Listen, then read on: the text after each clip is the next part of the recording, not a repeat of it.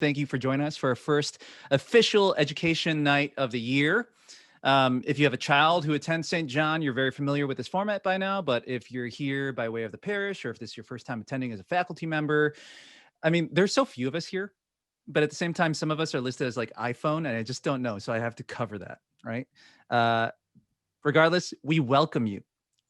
This year, the PA hasn't been able to throw enormous barbecues and dances, but we've strived to highlight and make space for socially relevant issues in our community. And there are few things in the world that can be more negatively impactful to a community than domestic violence. This didn't originate as a PA action item, however. It actually began as a project for a group of moms in our community who saw a problem that they had to fix. And to speak about that, I'm actually going to hand this over to someone very close to me, Megan Yoshimura. So my name is Megan Yoshimura, and for those who don't know, I'm married to Alan, and he is physically close to me as well. He's sitting on the other side of the room. So I'm also a parent of a second grader and a pre-K student here at St. John. So thank you to Alan and to Trisha and to the PA for hosting us here tonight. I will just take a few moments to explain how we got here and to introduce our speaker. As many of you likely have heard in the media, another negative implication of COVID and lockdowns is that many communities are seeing an uptick in domestic violence escalations, which makes sense in a really terrible way when you think about the fact that we do not have the normal de-escalation and intervention points as when we did when all of us were going to school and work. The issue reached an inflection point for a group of us, including Kathy Beck, Tracy Smith, Jessica Christofferson, and Veronica Wellnitz, when one of our work communities was directly impacted. This got us all talking about how we can help and if there was more we could do. This led us to reach out to New Beginnings and inquire about what type of support they need. And then, we are here tonight because we were hoping to make our impact even bigger. So thank you to all of you in attendance. It means an incredible amount that this issue matters to you as much as it does to us. I'm thrilled to introduce you to Rachelle Nesta. She is the Director of Development at New Beginnings. Rachelle is a graduate of the University of Wyoming, and she received an MBA from Seattle University. Her passion and focus since college has been helping women and children. For most of her career, Rachelle has worked in the nonprofit sector, and she describes New Beginnings as her dream job. So with that, I'll turn it over to Rachelle. Well, thank you so much, Megan, and thank you, Alan, as well, and everyone for inviting me to come. I'm so excited to be here. And I do see some familiar names on here as well, so hello to those of you that I do know. So what I was going to do today, just to kind of give you a quick overview, I'm going to tell you about New Beginnings and just who we are and what we do, and then also very specifically talk about the programming that we do with young people, knowing that if we really want to put ourselves out of business, as our mission states, then we need to be getting ahead of the curve, and be doing some upstream with prevention work. And then I'll kind of talk about how we can all work together moving forward to help, those in our community who are being impacted by domestic violence. So New Beginnings was, this year's our 45th anniversary. So we started 45 years ago. We were the very first organization in Seattle to open our doors to help survivors of domestic violence. And we were really one of the very first shelters in the entire United States. So we were at the forefront of the movement. And I think that's something that Seattle can really be proud of, is that, like with so many things and so many issues and causes, we were one of the very first to say this is an issue and we really want to address it in our community. And of course, since then, New Beginnings has grown and we've changed to really meet the needs of survivors as we've been doing this work and really understanding how we can best be making an impact and be changing lives. So there's really 5 big buckets of work that we do. The first, and that's the biggest, is really kind of us standing by the side of survivors. And so what that means is that we have individual advocates who work directly with survivors. They may still be in an abusive relationship. They may have already left, but are still needing some support, whether it's through the legal system, mental health therapy, whatever that may be. But it's really someone who's able to walk, by them and really help them navigate, kind of what's going on for them emotionally, things with their kids, the legal system, but just really someone who's able to just be right there with them, help keep cheering them on. And the biggest thing is that survivors fully tell us what their goals are, and then we help them get there. And we really support them in doing that. So even if someone is coming to us who maybe is still living with their abuser or still in an abusive relationship, if their goal is not to leave, that's not our goal either. It's like we really follow what they do, and we know that they know what's going to be best and safest for them. But of course, we do a lot of safety planning to help keep them as safe as possible. We also have support groups, which really helps break down the isolation that a lot of survivors can experience in abusive relationships. Of course, with COVID, all of this has gone online. But prior to that, we were mobile. So we were able to meet with people in their homes or at libraries, wherever it was going to be safest and most convenient for them. So instead of everybody having to always come to our offices, we were doing a lot out in the community. And of course, now we're fully online, including our support groups, which again has really kind of one of the high points maybe of all of this is us knowing that we can do support groups virtually, and they've really been going very well.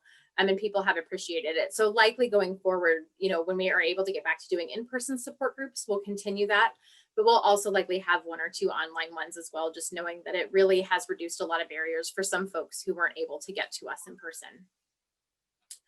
And then also, we do have a legal advocate, and we do provide legal clinics where people can come in and get help with, any questions they have, because often if they're going through a divorce, if they have parenting or custody issues they're going through, the legal system is very challenging, and there's a lot going on there. And so we have some experts who are able to help them, both, lawyer and non-lawyer, but just really, again, to make sure that they understand what all these documents are saying, they understand what their rights are, all of those kinds of things. And then we do have a mental health therapist on staff who's able to provide therapy to our survivors who are needing that level of support as well. So it's really kind of that full suite of services to make sure that survivors are feeling very supported, and they're able to get that help and support in whatever way is going to be best for them at any particular time. And they can come in and out of services as much as they need to or want to, again, based on what's going on in their life. Another big area that survivors really are impacted by is, of course, housing.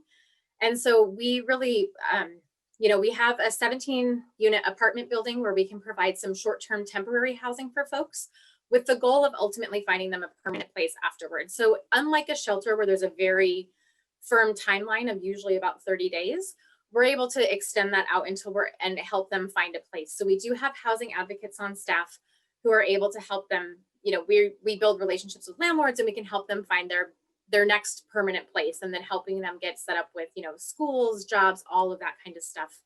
And then of course, for people who are in an emergency situation or anything, we're able to offer hotel stays and some emergency assistance that way too, so that we're able to keep people safe.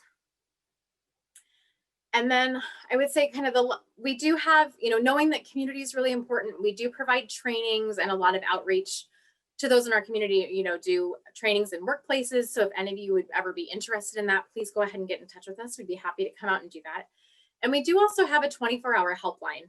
So again, anyone can call that helpline. If someone is in crisis or they're really needing some support right then, they can call. But this is also a line that family members, neighbors, friends, teachers, anyone can call to kind of talk through, hey, I think this might be going on. What are some tools that I can use? How can I best, be a support to someone? So it really is a community helpline. It's not a crisis line. And we really like to have people know that. And then before I get to kind of our break the cycle of the work that we do with kids, the last thing we do is we really have an independence fund, which is unrestricted funding that we are able to give to survivors to help them with housing costs, healthcare, education, if they're needing, to buy books for school or class that they're in, basic needs, maybe, keeping the lights on. And this is an area where, as you can imagine with COVID, has really grown in need, with things that are going on just with job loss and, a lot of uncertainty and unstabilization that has happened because of the pandemic. But it is something that is incredibly impactful. And actually a lot of survivors have told us that, because they know what they need, of like, if they just need a little bit of money to get their car fixed so that they don't lose their job, so that they don't lose their housing and all of that kind of stuff, of like, it's a big help for us to be able to have that flexible money to really help them in the exact way that they need it and help them move forward. And then of course, Our mission is to end domestic violence in our community, and we can't do that if we're purely reactionary and only having, these services to help after domestic violence has started. And we really know that we have to start be talking with kids and teens, because that's where the prevention happens. And so we do have programs for kids, of the survivors that we're serving. We do kids club, we help with parenting classes, different things like that. But we also do come into schools and do classes with young people. So our one thing I don't, because I've had people say like, well, how young or how prevalent is this? And unfortunately, abusive relationships start very, very young. The CDC has some studies that have come out that are saying that some form of intimate partner violence can be happening as young as 11, which is absolutely heartbreaking. But it's really these very first relationships that people have that build, the foundation for what our relationships look like in the future. And we see that a lot with the adult survivors that we serve of, maybe these relationships started out when they were teenagers, or maybe this is just a pattern that they've kind of been in, that they've always been in these not very healthy relationships. And so, and another thing, 1 in 4 adolescents are reporting, experiencing verbal abuse, emotional abuse, and even sexual dating violence as well. So we know that this is really important for us to be working on. So what we do, we have a curriculum. Well, actually, there's kind of 2 different paths we can take. One, we do come in and kind of do some one-off classes for folks, maybe as part of the sex education classes that happen, or any other, anywhere else where teachers or schools may want us to plug in. And we can come in and do, 1 or 2 sessions just to kind of look at consent, or, talking about healthy relationships, whatever that may be. But we do also have a 14-week program called Owning Up that really goes into a lot of detail with kids. And it's, over this 14-week curriculum of talking, we go through the power and control wheel so that they really start to understand all of the different kinds of abuse, because often we always think of, physical abuse that happens, so like bruises and those kinds of things.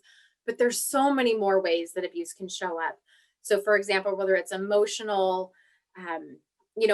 technology is a way that abusers have been able to kind of use this. And one way, especially with teens, that can show up is, if they're getting texts almost like multiple times a day, or, over 100 texts a day from someone. And really this, this is happening in adult relationships as well, but it's as teens, their technology is pretty important to them. But, just like getting texts, and if you don't respond right away, like, get accusations of you're cheating on me, or just whatever that may be. And just they're really being used as a form of control. Also, pictures being shared, just different things like that. So that's something we talk a lot about. Of course, emotional, verbal, there's a lot of different kinds of abuse in that power and control wheel. So we do go through all of that. And this program also really talks with kids a lot about consent, about knowing your self-worth, and really exploring their greatness. There's a really wonderful exercise that they do where they have a paper bag, and on the outside they write kind of what they think or how they believe that people see them and they're presented. And then they write on pieces of paper what's on the inside that maybe people don't know. And it's a really powerful experience for kids to be able to do that.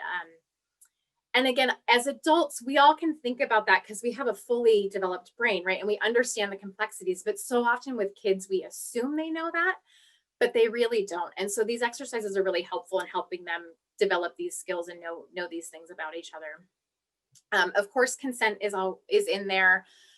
Talking about the difference between what's flirting and maybe what's sexual harassment, or what are normal and healthy behaviors in a relationship. So again, with young people, sometimes jealousy can feel like, oh, this person really cares about me. But in fact, this is a red flag warning of a potentially abusive relationship. Not to say that every time, but those kinds of things. And as kids are starting to, in our teen years, we're really starting to develop a lot of different kinds of relationships, both friendships and romantic relationships, and really figuring out like, what is a healthy relationship, not just with an intimate partner, but overall, and thinking about what that can look like. They also talk a lot about isms, sexism, racism, and all of those kinds of things, and the ways that those power dynamics play out, and then how that can start to show up in their immediate relationships as well. And then, of course, talking about masculine and feminine and gender roles and just the ways that all of that can show up and again be used as abuse tactics and different things like that. So there's a lot of, it's a very rich curriculum. It really gets at, you know, bullying, it gets at sexual harassment, it gets at consent, and it does a really good job of encapsulating all of that. And another wonderful thing that we've heard from a lot of the teens who've been going through this is that it's nice to have a non-teacher, non-parent adult who they're able to have these conversations with and really, you know, connect, and who, and, you know, the person on our staff who's doing this, all of her work is being done with kids, you know, between 7th grade and high school, some younger classes as well, but mostly in that. So she's really in touch with all the cool stuff. I will fully admit that I am not cool, which is made very clear by all the teens in my life. But I think she remains very cool because she's working with these, you know, with these young people all the time. So she's really, they're able to connect with her really well, and that's super helpful for them. Also, I meant to say before we started, if anyone has any questions, please feel free to, you know, type those in the chat, and we can, I know that, you know, if Alan pops those over to me or whomever, but I just want to make sure that I'm answering any questions around that. There's so few of us today. If you've got a question, just chime in, unmute, yeah. and please. Perfect. Yes. But those are, I would say, kind of that's the real kind of crux of what we're doing in schools. And mostly that owning up program, we're targeting 7th graders and 8th graders, just because that's about when I know I just said like relationships can start a lot earlier than that, but that's about kind of the sweet spot of where we've found that this curriculum is most impactful at this point. And so, you know, we're always looking for partners or figuring out ways, or even if it's just, you know, us, I know that you guys have some curriculums in place at St. John. And so even if we can be a thought partner, you know, kind of lend our expertise to help develop some curriculum that you have as well, we're always happy to do that. And I know that we are growing our prevention program this year. And so we'll likely be looking for new schools to be coming into as well. So just something to keep in mind. And then to kind of transition of how to help, you know, and how can you be part of the New Beginnings family and part of the solutions with this. And I would say one, I know there's 3 big things. One, right now, I know that it's not the most fun way per se to help, but money is real, you know, financial assist, you know, financial donations allow us to be the most flexible and help survivors. And that's really right now, especially during COVID. This has always been true, but especially during COVID, that's one way that really is helping us make a bigger impact and be very responsive and nimble for people's needs. And again, with that independence fund, that we can really help people exactly the way they need to be helped. And then also, we do have a program where folks can kind of adopt an apartment in the housing program that we have. So every time a survivor moves in, it's fully stocked with kitchen, you know, everything they would need for their kitchen, bathroom, linens, you know, things in the living room and all of that. And then when they leave, they're able to take their mattress and pretty much everything that's not a great big piece of furniture. And so every time we have one of those apartments turn over, we're buying all of that brand new stuff for the next survivor.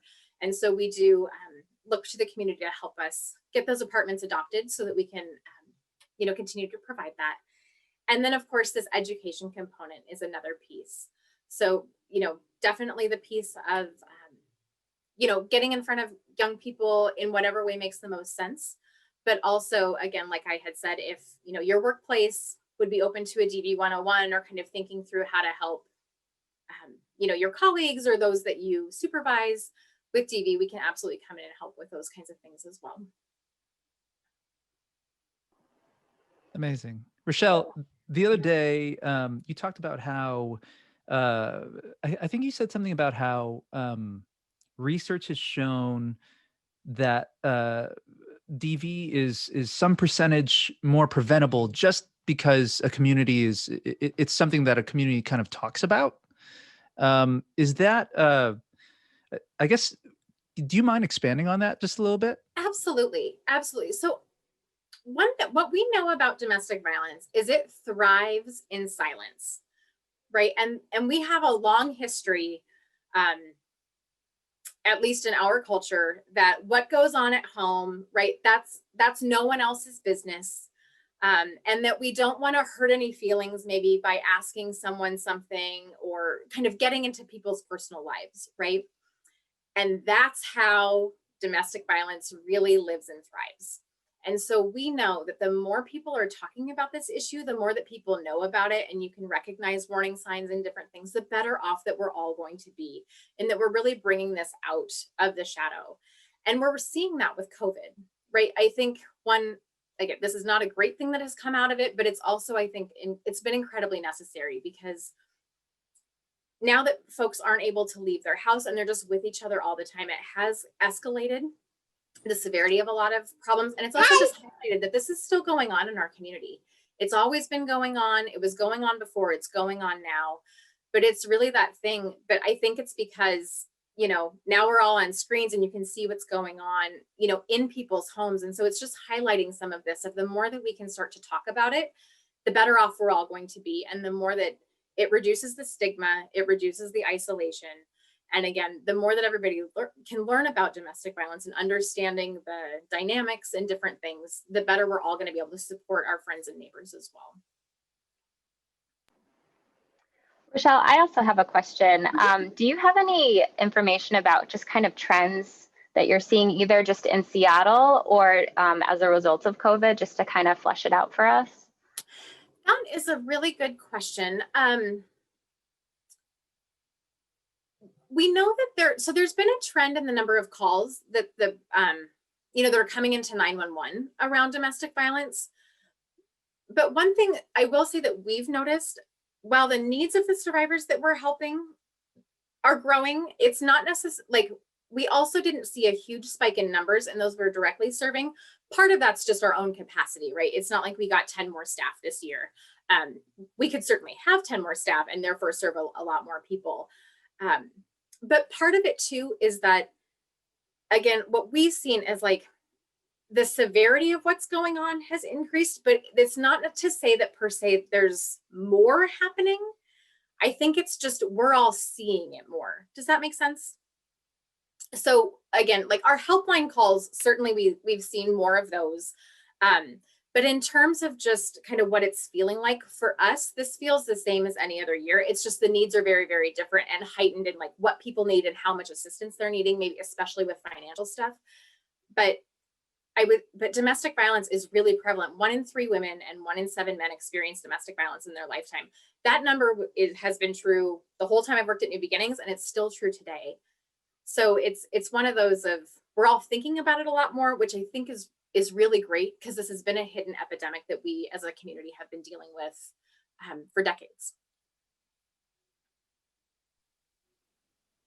I have a question, and I'm sorry if you answered this and I missed it, but how do survivors normally find New Beginnings? What's the avenue that you...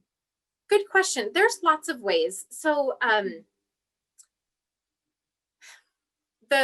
the way we mostly don't want them to find out, but when the police are called and they come out for a domestic violence call, they do have a brochure that has numbers of organizations, and New Beginnings is on that list. Of course, our website, and if people Google help, Seattle domestic violence or anything, we come up in all those, our SEO is working. Friends and family are a really big way that people find out, or even just through community activities. We have a lot of yoga studios who are close partners of ours, and so they have flyers up and different things. But it really is through, I would say the biggest piece is word of mouth.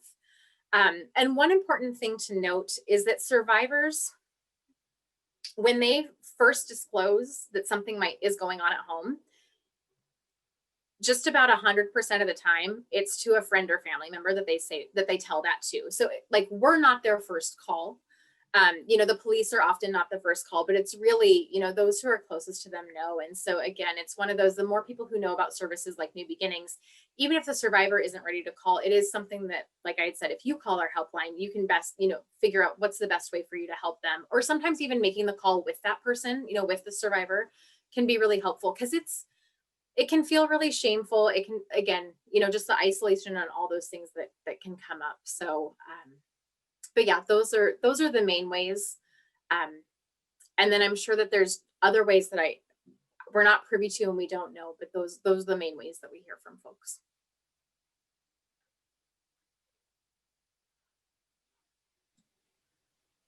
Rachelle, you said that one sign that somebody might be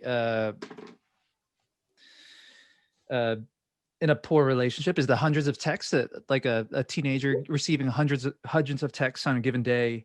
Do you have? I know that I don't know if this is something that you know a ton of details about, but are there any other signs during this pandemic that we can pay attention to? Yeah, Because it's just so different, right? It's like at a distance. right. I think some things, just some general signs to watch for. If someone maybe is in a relationship and they were talking about it a lot at first, and all of a sudden they stop talking about their partner as much, or maybe hardly at all, that can be a sign. Especially with young kids, if you start to see some withdrawal activities or, you know, kind of heightened anxiety, that can be a sign for sure. Let's see. I'm so familiar with the warning signs of abuse, but not so, but how it's coming up. Those are two really big things. I think also of if, you know, even when you're talking to someone about their partner, if they start to feel really protective, or if you just kind of get that sense sometimes that like something might be going on there. If you notice a big change, it's harder now, of course, with COVID. But if you notice a big change in their habits or in their schedule, right? So again, maybe workplace, but if this is someone who was never, ever late, all of a sudden late sometimes, you know, or having a lot of car issues, or maybe whatever that looks like, you know, sick a lot more, those can be warning signs. And again, that can be true for young people as well, of just, you know, not wanting to go to school or not wanting to kind of interact with people in the same way that they were before, just to help kind of reduce either, you know, can be just reducing exposure, but also can be something of maybe this person is not allowing them to be participating in those activities as much. So, but yeah, big behavior changes are a big thing. I'd say those are the main ones, but definitely like the phone thing is real, right? If you're so attached to your phone and you kind of get that sense from someone of like, you know, I can leave my phone at home for a day, like doesn't matter, you know, yeah, I'm gonna miss some stuff.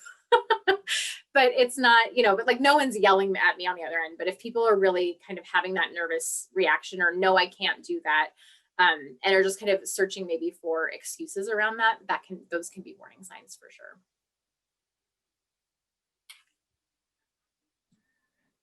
Go ahead and chime in, you guys. Feel free to unmute. I have another question about the education component. Sorry, Alan, I didn't mean to interrupt you. So you mentioned it's usually for 7th graders to high schoolers. Do you ever do education for younger kids? Is that curriculum not age appropriate, or it hasn't been developed, or why is that the cutoff? Just curious. Yeah, that's just, I think, where we've had the most success in coming into schools, but it's not to say that we have not done, you know, curriculum with younger kids too. And because certainly, I mean, some of the curriculum needs to be changed to be age appropriate, but Sure. you know, consent is something we can absolutely be talking about at all ages. Mm-hmm. And there's ways to do that. So absolutely, we're able to come in and work with younger folks as well. Yeah, I was just curious. Thank you. Absolutely. Yeah. Like I said, that's just kind of where we've mostly been spending, you know, the energy around this, just because, like I said, that's where we've had the most success. Hi there, I'm Julia. I'm the one listed as iPhone. So my question to you would be for, you know, from an adult perspective, when we're socializing with friends, and especially from a mom perspective, you know, somebody's talking about their spouse and you're starting to get some flags of it. But like you said, if they don't want to leave, you want to help them with whatever they want to do. What, from a friend perspective of somebody who doesn't know how to handle these situations, how can you be supportive in those cases? Absolutely. I think so. There's a few things. One, I think just making sure that you state to the person that no matter what, you're going to be there for them and be supportive, right? Even if they haven't disclosed something, but you know, you can ask of, you know, just, I want you to know that no matter what's going on in your life, I'm here and I'm always happy to listen and be a supportive, you know, a supportive ear, a shoulder, whatever that may be. Another thing, if anyone ever does disclose something to you, believe them, even if it feels unbelievable, right?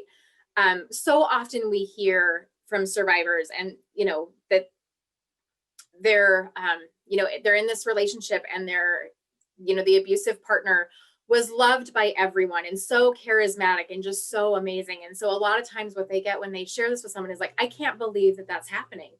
That doesn't feel supportive to the person of just kind of really responding with, thank you for telling me. I know that must have been hard to say. And just asking, how can I best be supportive? And I think just really kind of leaning into asking them what they need and what they want. And you don't have to come up with the solutions. You don't have to know exactly what to say. They'll know what's going to be most helpful for them. And again, this is a place for, depending on what they say and how the conversation goes, hey, I know about this place. If you're ever interested in calling, I'd be happy to call the helpline with you whenever you're ready. And if you're never ready, that's okay too. And I will say too, both knowing this as a New Beginnings employee, but also on a personal level, it can also be really challenging to be the friend of someone who is going through a situation like this, because there's going to be they're going to come and go from how they're feeling about this. So on average, it takes someone 7 tries or 7 attempts to leave before they leave for good. And a leave could be a year long, and then they still end up going back. And it's hard to stay. It's hard to watch someone that you love go back into relationships that are not safe for them. But again, a really big thing is just to be there for them no matter what, and not to, especially if they've kind of been in that situation where they're kind of doing this come and go of not, if you go back to this person, I can't talk to you anymore. I can't be part of your life. And for sure, if that's something that is true for you, that's okay. But I would say as much as you can, try to be that steadfast support no matter what it is that they're deciding. Is that helpful? Yes, very helpful. Thank you. And I think it's such a great point of how often somebody can go back and forth or flip flop, because I think, you see it in the movies, and it's true to real life too, that it's very, very hard when somebody's in the moment and in the relationship. They might not even recognize it. And so in their efforts to talk to you, they're not necessarily admitting they're in it, but they're feeling it out. So that's good to hear. Thank you so much. Absolutely. And one other thing too, just another really good point, don't badmouth the person either that they're with. Because one thing to keep in mind, these relationships started with genuine, true love, and there still is love in those relationships, right? Like if we went on a date and on the very first date, you're being ridiculed and put down and potentially hit, no one's sticking around for that, right? There's not a second date. These behaviors are, they start over time. And so you really get invested and you love this person. And it's and then this stuff kind of will start to happen, right? And the relationship starts to deteriorate, but that love is still there and that hope is still there. And so again, just kind of recognizing that that's very real for people. And it's one of the biggest reasons that people don't leave. As much as it is hard to understand that for those of us who are in healthy relationships and all of that, but that is a very real experience. Well, and to take that to another perspective is as a parent. So, and I would think that this would come up more if you had a high schooler, but as a parent who is supporting a child who's maybe supporting a friend, what do you do when we're at, I think you had mentioned earlier of the different levels of comprehension of a situation. So is there anything different that you do at a younger age to support? Yeah, very good question. And it is a little bit different because especially with teens, you guys have kids and it seems like most of them are probably on the younger side, but still, I'm sure teens, or we all were teens, and we know that at some point our parents know nothing. And the more they push, the harder we, really say, you have no idea what you're talking about. And so I think with teens, what's really important is, again, just asking questions in a very curious way, not in a way that hopefully they're going to take as you being too overbearing or pushy or anything like that, but really just trying to to get at that, I would say kind of bringing up, hey, I'm noticing this behavior is happening. Can you tell me more about what's going on? You know, like, I'm going to use the text example again of like, hey, you know, what, you seem to be getting a lot of text from this person. What's going on? You know, is there something I can help troubleshoot with? But really trying to kind of meet them where they're at and not just tell them, you know, I think this person is bad for you. Because I know that every time my parents said that, I was like, I'm just going to date them more, you know? So that's still a dynamic that's going on with kids now. I know that that's true. So I think just trying to stay from that curiosity standpoint and really, as much as you can, you know, and of course, if there's a very dangerous situation as a parent, there are definitely other steps to be taking. But, you know, when you're kind of sensing some problematic behaviors, just coming with some curiosity questions and, you know, stating, hey, I'm noticing this, you know, can we talk more about what's going on here? Those can be helpful. Rachelle, COVID is hard. COVID is hard. And within our community, we have a really long history of volunteerism. But unfortunately, you know, right now, money is pretty tight for a number of us. Are there examples from a non-COVID year of ways of how you guys partner with communities to help survivors? And Absolutely. You know, this is one of the hardest questions for us all the time, just because of the nature of the work. Anonymity is so important, and just the safety of people. And, you know, when we had a shelter, it was easy to have people come and help out there. But because so much of our work is really just our advocates and our experts working one-on-one with survivors at this point, it's not to say we don't have volunteer opportunities, but most of the ones we do have do require a 20-hour training. But with volunteer groups such as yourself, I would say the adopting an apartment is one way that really is helpful. But I would say the biggest thing you can do is keep educating yourself about new beginnings. So whether it's telling someone, right, about this conversation that we've had, if it's finding out from your workplace, like what are the policies that you have in place if someone is experiencing domestic violence, how, you know, what trainings are going on for managers and different things like that. Because workplaces can be a huge life raft for people who are in abusive relationships. And also, you know, if there's other groups and we can come do a DV 101 training and you guys can talk about that. There's a lot of books that I can send a book recommendation, you know, just continuing to educate yourself. Because again, like I said, domestic violence has so many nuanced things that are going. It's not just as easy to say, like, if someone shows up to work with, you know, if you see someone with a black eye, therefore it's so much more than that. And so often, so many abusive relationships don't involve physical violence at all. Right. It's a lot more of that emotional and verbal abuse that people are experiencing that also has much longer effects as well, generally.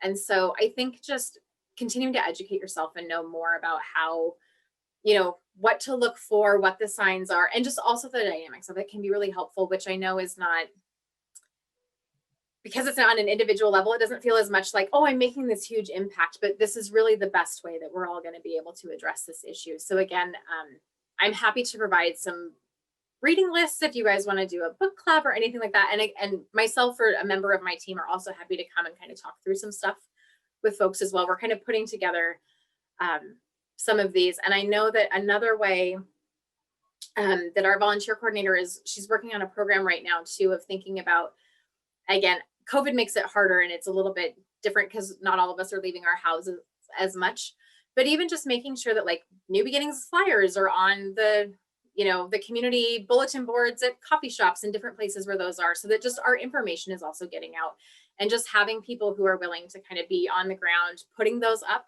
in their neighborhoods and in their communities is really helpful as well. So if any of you are willing or able to do that, let me know, and I can absolutely get you some flyers and or brochures to have at different places, things like that. We do have a lot of materials.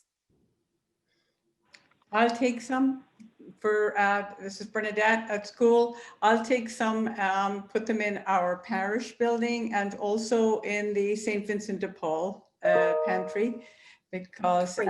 I know that the Sentence and DePaul conference members, we meet many people and we have the whole list of services that are available, but it would be great to have flyers for New Beginnings. Thank you. Great. Thank you so And much. Rachelle, Bernadette is our principal Oh, wonderful. at the school. So to introduce you, I have a question. So I know that you said that, you know, you meet people where they are and everyone's needs are understandably different, but could you kind of walk through? So let's say like a scenario, like someone is in an abusive relationship, they have young children and they've reached out. What are kind of the logistical steps of what your team does to, you know, deploy your resources? And I've looked on your website and I'm looking at this tremendous amount of resources like the safety plan and these informational things. So that would be really helpful to hear. Absolutely. Absolutely. So kind of the very most typical way that someone comes through our services, the first thing is a call to the helpline, really. And from there, we would screen to find out kind of what they're hoping for and what they're wanting. And on the helpline, we will do some, as much as we always can, we'll do some safety planning with them. And if they do want to meet with an advocate, let's say they're not able or ready to leave the relationship at this point, we'll do an intake. We'll schedule a time for them to come in and do an intake and do that intake. And the intake, while it's also gathering a lot of information and making sure that, you know, we're kind of knowing who they are and how we can best help, and what they're hoping for. We do a really in-depth safety plan with them at that point. And then again, you know, and there's a lot of education that's going on as well, and validation, because a lot of times what happens in an abusive relationship, you start to feel like you don't know yourself, especially if there's gaslighting, you know, of just like something is wrong, but I can't figure out what it is. And often you're made to feel like you're the one who's the problem, when really, you know, it's these abuse dynamics that are the problem. And so a lot of it is, you know, over the time where they're meeting together, validation that you're not doing anything wrong, validation that you deserve to be treated better, and a lot of education about the abuse dynamics. Because when it's hard to understand what's going on in your life, but when we've had a lot of survivors say, like, as they've gone through the power and control wheel, or when they've, you know, read Why Does He Do That, which is a really wonderful book. The pronouns are problematic, but it's a really wonderful book. If you just kind of assume they, or, you know, even just abuser survivor, it's a really great book to understand abuse dynamics and kind of the way that abuse can show up in relationships. And as folks go through that, just really being able to start to name, this is what's going on with me. Now this makes sense. And then they can start to recognize what's going on in their life. And they'll come up with tactics with their advocate as well of kind of how do you want to respond to this?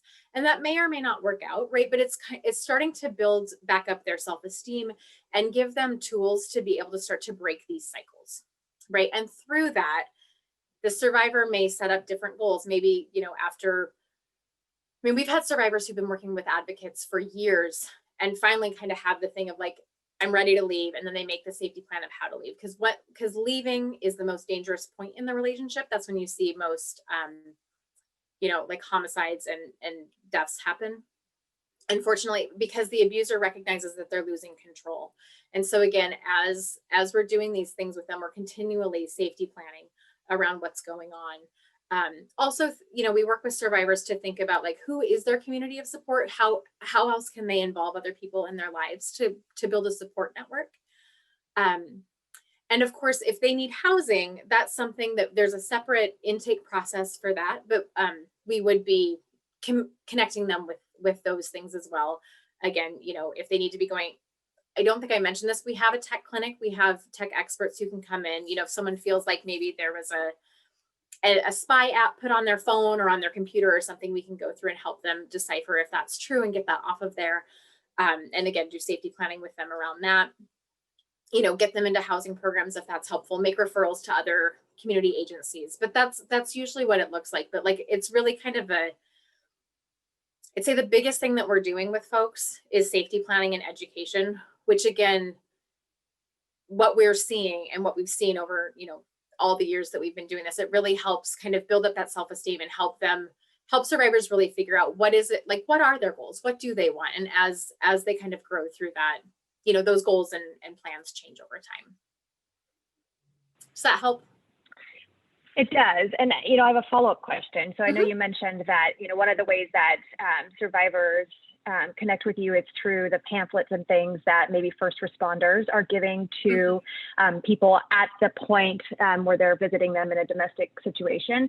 Does your group do training with the first responders to be able to give that information, or is it more just material based? It's more material based. We would love to do more trainings with first responders. There is a victim support team that is part of at least the Seattle Police Department, and we partner very closely with them, and we can get direct referrals from them. And often when, the police are called out, if it is a domestic violence situation and they feel that it's, appropriate, they will call up that victim support team, and they have a lot more training in domestic violence and things like that to be able to support the family as they're, coming on calls like that. But unfortunately, it is sometimes just we have mandatory arrest laws in Washington, and so if they do come out for a domestic violence call, and the police determine that there was something going on, someone will be arrested, and of course, I know that the police don't just say like, here's a brochure, see you later. They do some work around that. And I know that there's some training they get in their academy, but we of course would love to be partnering with them. And that's not to say that we don't partner with the police departments. We do. It's just, I think there's a lot more opportunity for that. And especially, in the wake of, of all the BLM and all of that, we, Black Lives Matter, we know that there's a lot more work that we need to be doing with our police, to help with positive responses and interactions. I have Rachelle, another question, unless people can, if people want to jump in. So I know that the incidences that we're seeing are more out there, maybe the larger things, as you said. Do you have any fear that what's happening is that it's underreported because it's harder for people because of COVID to actually make the connections with you, and that this is going to be one of the things that comes out as COVID goes towards the rear view, that people really needed the help and just really had no opportunity to make the connections? Absolutely. Because if it's so hard right now if you can't leave, right? And so if you think about, if you and your spouse or your partner are in this home pretty much all the time together, like when would you make a call and where would you go to have a private conversation to say, hey, I need some help, right? So I do think that is something we will see as COVID comes to a close, of that there's this, we know that there's an unmet need. There always has been, but I think it's going to be even more significant and acute, as we come out of this and people, are able to get a little bit more freedom and kind of time away again. Absolutely. Rachelle, I've got a question that was just whispered to me.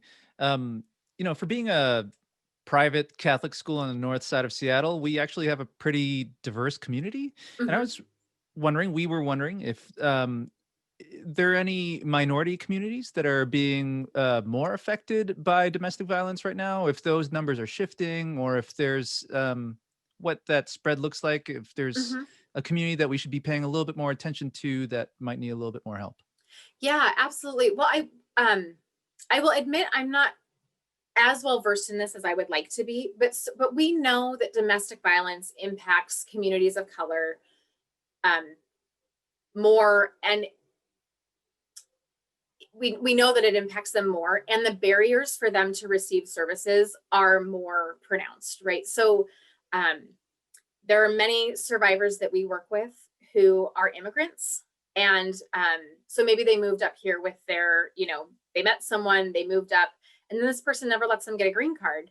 So it's hard for them to feel trusting to call the police because they're worried about being deported. And then their kids, maybe they have kids, right? And then their kids are still up here with this person and they're gone and have no access to them. So therefore they're never going to, not to say never, but it's really hard for them to make that call, right? We know, again, with, kind of referencing Black Lives Matter and just all of the things that are coming out about all the ways that the Black, Indigenous, people of color communities, there are so many more barriers that they're facing to get help. There are so many more barriers that they face in terms of, calling the police can be a lot more dangerous for them, all kinds of things. So absolutely, I would say that communities of color and underrepresented communities definitely are experiencing this in much,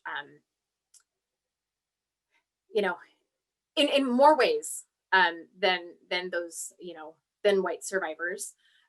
There are a number of really wonderful organizations who are addressing that. So REWA, the Refugee Alliance of Washington, API Chaya specializes in helping survivors who are Asian and Pacific Islander. Northwest Network really specializes in helping the LGBTQIA community as well.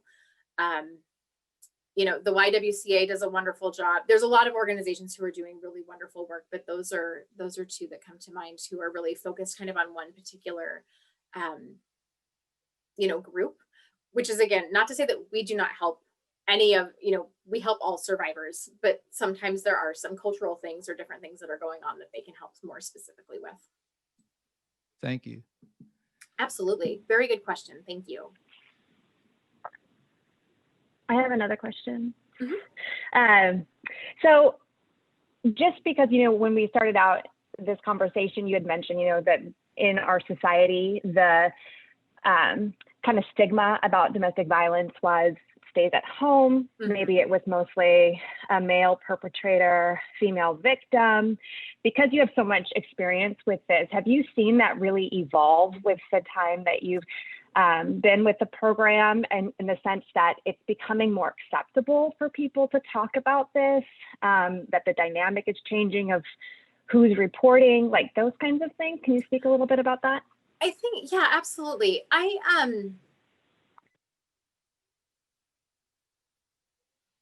don't feel like I've seen a big shift.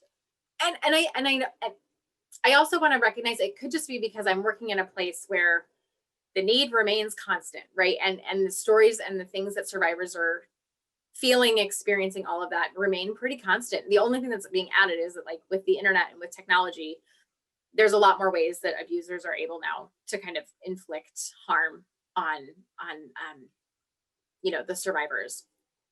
I do think that there's more understanding. I do think that we're evolving in terms of recognizing that same-sex couples, right? That it's not just man against woman, right? That there's same-sex couples, that women can absolutely be the perpetrators in a relationship.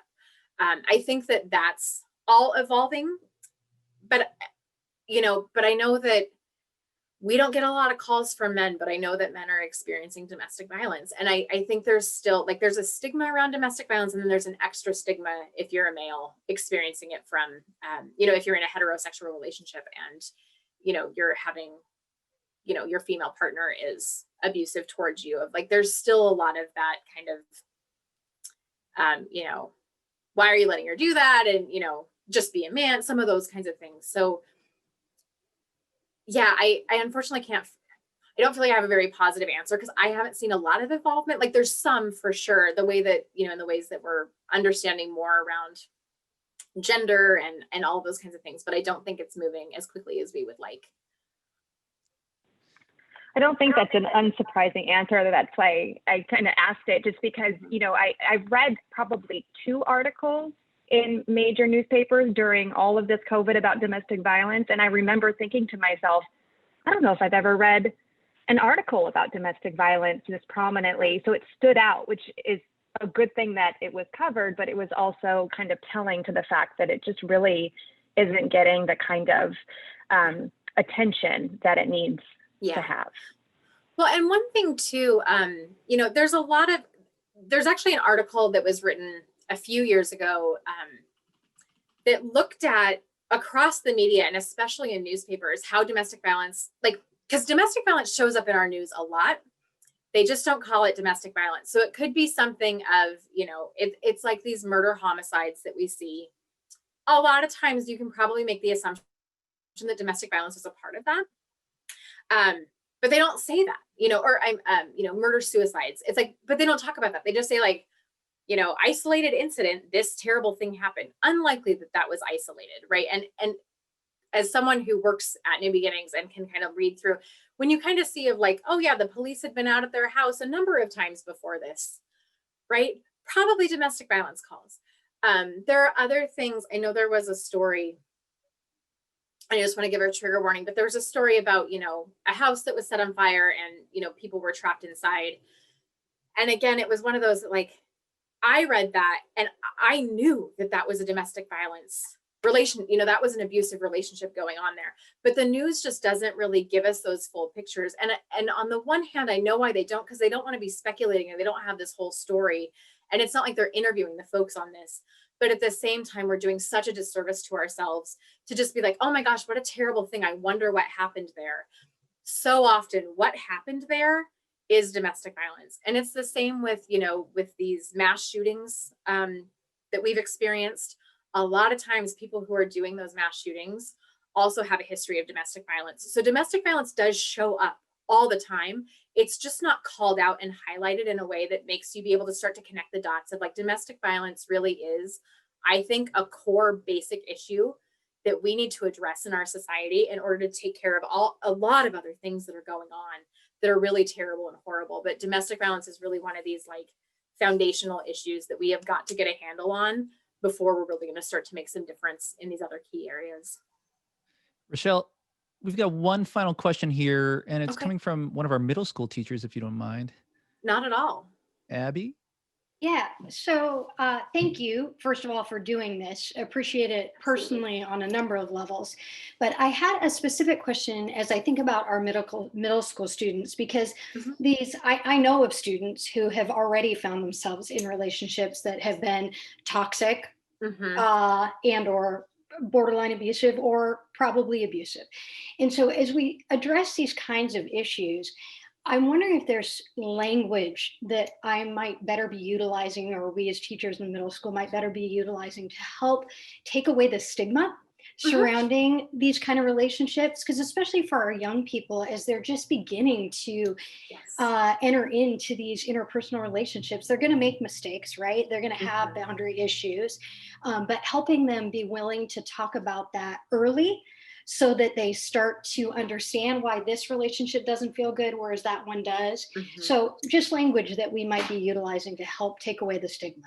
Absolutely. And that's a great question. And what I really love is if it's okay if I ask our prevention educator to give me some of that, because I know that she has that written up, and then that way you're getting the very best information, not just kind of the couple of things that have stuck in my brain. So I promise to get that over to Alan and Megan so that they can forward that on, if that's okay. That would be fantastic. But I just want to make sure that I'm giving, that you're getting the very best information, not just kind of the tiny bits that have stuck in my brain over the years that I've been doing this work. Yeah, I would love that. And then if she's got, she or he has books as well that they might recommend for adolescents that are going through this, or who have a friend that have maybe gone through it, that would be great. Yep. Absolutely. Thank you. For sure. And one thing, just really quickly, as you said that, I would say something else, and again, another way that we can start to be addressing this in our homes is as we're watching movies, as we're watching TV shows, there are so many abuse dynamics that show up in these and they show such terrible relationships. It's also important to start talking with your kids about them as soon as possible. And just thinking, like, we know, I don't mean to beat up on Disney. I love Disney movies, but so many of them have such terrible examples of what relationships are. And one that kind of sticks out to me is, and I think it's because I watched it as an adult, and so I fully see the problems with it, but like Frozen, Anna's super strong and all into this, and then she meets this like one guy and like throws everything away, and there's all these problems. And it's like, and yes, at the end, she kind of lets this go, but also there's a conversation to be had around there of like, what are these warning signs? Why is this not okay? And thinking about reality TV, what sells and what's interesting to watch is drama between people, and all these people are like, they're friends. Those aren't friends. I don't want to speak for everybody, but like my friends and I don't interact that way. We don't have this drama and this fighting all the time. And I think that that's also a place to have those conversations of, these are not healthy relationships. These are not things that we want to be, these are not things you want to be having in your life. So I just want to put that out there too, that there's a lot of opportunity to have conversations with young people all throughout as we're kind of consuming media, because they're seeing those images, and because they're on TV and because they're being highlighted as by these important people, I think it's really important for us to be breaking that down and saying, actually, this is not okay. This is not normal. This is not healthy. Well, thank you so very much, Rachelle. Absolutely. Thank you. Yeah, you guys do some amazing work over there, and it's really great that significant work can be done by just talking about this, you know. So yeah, hopefully there are more conversations to come, and we'll talk soon. Absolutely. Well, thank you so much. And if any questions come up, please feel free to get in touch with me. I don't know if is the chat open to everyone? Because I can put my contact information in there if that would be helpful. Yeah, and Rachelle, we'll circulate a post meeting through Perfect. our PA group, and we'll Okay. get your contact information, a little more details for Great. people. Wonderful. All right. But yeah, I'm available anytime if questions come up or if you need anything. And I will make sure to get those flyers over and Thank that information about how to talk with teens. Absolutely. Amazing. Great. And thanks, Megan and Alan, and Tricia. Yeah, thanks, PA. Oh, Thanks, Rachelle. Thank you. This was wonderful. Absolutely. you, Thank you so everybody. much. Have a great rest of your meeting. Bye, everyone.